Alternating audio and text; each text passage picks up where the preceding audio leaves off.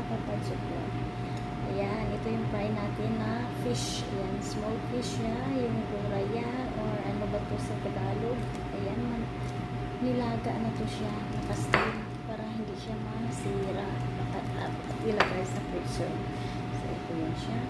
Lagyan ng luya. At saka ito yung garlic. Gigisa yan siya. Mamaya.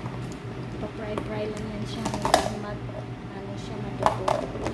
Kunti kong naluto. So, ayan. So, ito yung lunch natin. Kanina guys. Ayan. Noodle siya guys.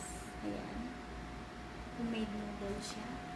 So, ayan. Homemade noodle sa panangalian namin. So, ito yung niluluto ko. Tingnan nyo.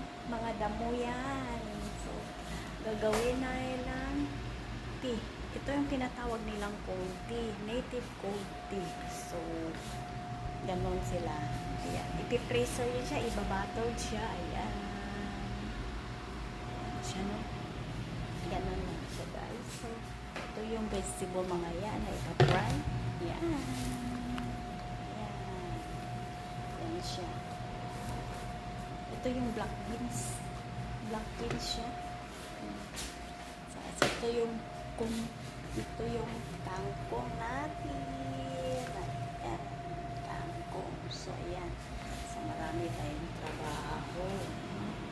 So, ayan guys. So, happy watching my